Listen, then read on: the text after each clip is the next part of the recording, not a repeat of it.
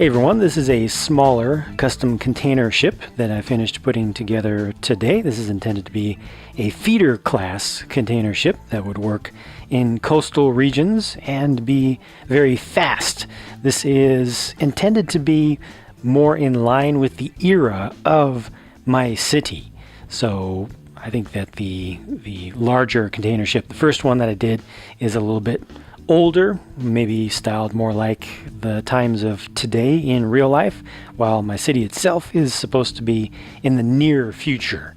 So this is a little bit more near future, just a design that I thought might make more sense, might be more efficient. It's intended to be fuel cell powered and would only be able to do small to almost medium-sized trips, kind of ferrying stuff back and forth fairly quickly, but very efficiently.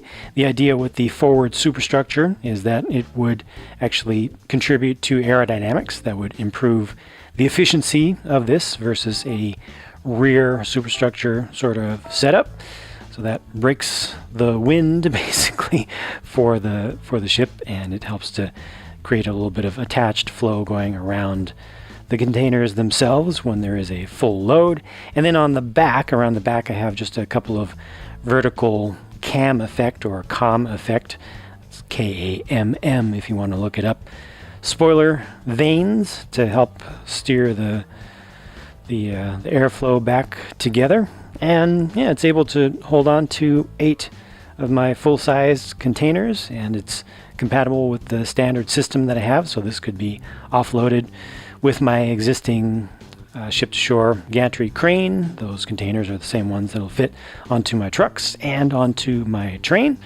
And I did put in a little bit of detailing inside of the bridge area, which is looking a little bit more like a cockpit almost. The idea is that this would be just so heavily automated and so reliant on technology, which would also have redundant systems, so it wouldn't be anything that people would need to worry about too much, that it wouldn't need a very large crew. It's set up right now to look like it's in port, so the folks in there don't need to be really doing much. They're just waiting for their turn to get an offload. The ship would have very advanced sensors and software on board. It would actually be able to do instrument-only and primarily instrument-only docking maneuvers. These little winglets on the sides of the superstructure would have LiDAR arrays and also cameras in the little domes there that would basically take the place of really wide, horizontal extended bridges that ships have today for visual contact. Just wouldn't need that. Everything would be able to be done from the bridge, from the interior itself, with just looking at the large screens in there. So those would be able to see forward and back.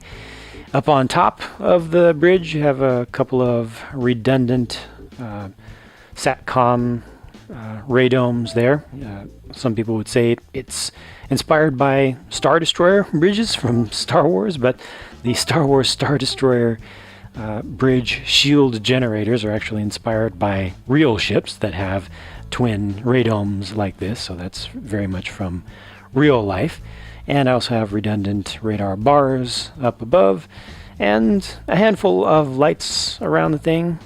And being an electric craft, basically, with its fuel cells for power, it would have very little in the way of exhaust. It would let out mostly water and has just some auxiliary stuff that has a little bit of exhaust that can be given off. But for the most part, this is clean running. Of course, energy is never free. It costs energy and carbon and such to get these things charged up, unless you go with huge solar arrays, which probably by the time of this thing still wouldn't be the most efficient way to go. Maybe they would use LNG for their primary charging and everything. But yeah, that is that. I wanted to have a second container ship. I had actually started trying to use this exact hull previously and gave up on the idea and just kind of resurrected it recently so that I have something smaller and I can double berth and just have this kind of waiting for the bigger one to be offloaded. or loaded, either way around. So it's yeah, it's done for now. It doesn't have full detailing on the interior, but I'm perfectly fine with that. Down on the lower level, it has accommodation where I could add detail in the future, but nobody's ever going to see it anyway, so it's better to turn my attention towards something else, like maybe another ship. We'll see what inspiration hits me next time, but that's it for this look at this ship. Thank you for watching, and I'll talk to you again soon.